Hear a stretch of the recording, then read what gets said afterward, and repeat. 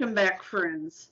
Um, yes, I promised we would start talking about art and sacred scripture at the very end of the last episode.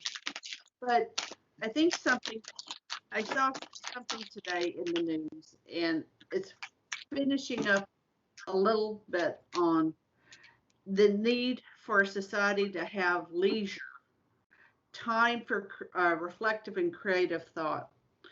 And some of the news people thought that in their mind, 1955 was perhaps the most idyllic time in the United States. One fellow was from Britain, and of course, the other one was from the United States. And they thought that because at that time, wages were high, interest rates were low, um, and goods and services were low. So one income in at that time, at the husband's income could support a wife, a children, and pay off that house so that they, right, mortgage, death, death note, um, would Yeah. could relatively be easily handled. Right. That society allowed the opportunity, only an opportunity, that not a command, an opportunity for creative thought in a boom. And I think the fact that today a lot of families feel that they can't do that, that Yeah. they are so time deprived, that I think that impacts many things in art. Yeah, and it's the irony of the modern age, right? We were assured that we were going to be that all of these things were going to redound to our free time. There's a book that was written by Sigrid Undset that kind of goes along with this. I'm afraid I don't remember the name. I'll look into it if I recall. But in a book by Anthony Esolen, he quotes this part where, you know what, in between the next thing, if we can come back to this, I'll find it and I will read it because it's worth reading. It goes exactly to that, where it's the difference between production for the sake of utilitarianism and production for the sake of joy.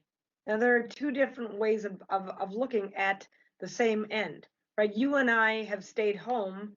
No one could ever accuse us of being unproductive. But in the American economy, we are not considered producers, even though you have given to the world, what are you, 7 children, 8 children? I've given 10 children to the world. I mean, obviously we're extraordinarily productive. And now the grandchildren, right, that are coming as a result of this.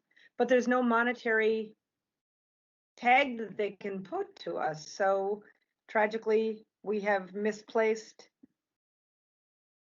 monetary utilitarianism as the criteria by which we define productivity. And so everything that is not tending toward making money is now being put aside, even though there are two different means. It kind of goes along with Aristotle's concept of equality, right? You will have a numeric equality, which is strictly division by, cutting the apple into 4 pieces for 4 different people, or the equality, which is considered the equality of dessert. If the little child only needs a tenth of the apple, but then it's not true equality to give him a quarter, right?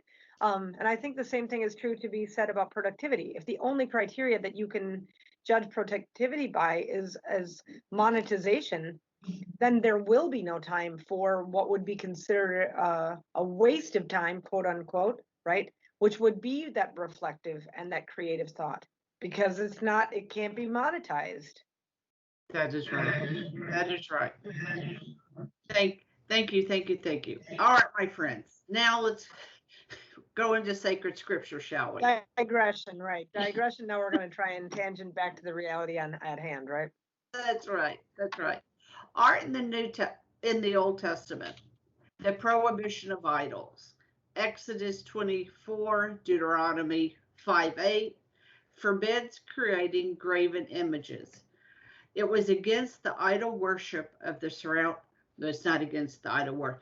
The people surrounding Israel worshipped idols, and that was that was a very much of a contrast for Israel to not do that. However, the employment of craftsmanship and beauty is found in the adornment of the tabernacle and the temple, as shown in Leviticus. For example, the mercy seat with the 2 golden cherubim described in Exodus 25:18-22. Or the walls and the roof of the tabernacle with figures of cherubim from Exodus 26:1. Some biblical scholars remark that the artistry with the tabernacle and temple evoke the Garden of Eden. It's a recollection of our entering into worship with the Lord. Somehow, that real desire to enter into that type of a relationship. Yeah, that is very interesting, isn't it? I mean, you have this concept that also arose, with the Protestant Reformation, that period of iconoclasm, where they just came in and they destroyed anything that had really beauty, taking literally it's interesting the words that they're willing to take literally, right? They will take the literal image of don't have graven images, which had to do with the fact of worshiping the image that was shown, right? As opposed to a recognition of, they'll take that seriously, but they will not then have the recognition of, this is my body, this is my blood, which I think actually does pertain toward the graven images also. It's very interesting to them that there's no, and I do think that maybe that relates somewhat to the imaginative powers of the human person, because God himself knew, like when he told David not to build him a temple or a resting place or a home for a body for him to be in, right? Some place for him to rest his head, because God always foresaw that he was already going to create a place for Christ, right? In the womb of the Blessed Mother. But I think that there's kind of a tie over that, and in an unwillingness to be able to see that God can be present, that there's a level of beauty that is present in artistry that has been lost a little bit with that aspect.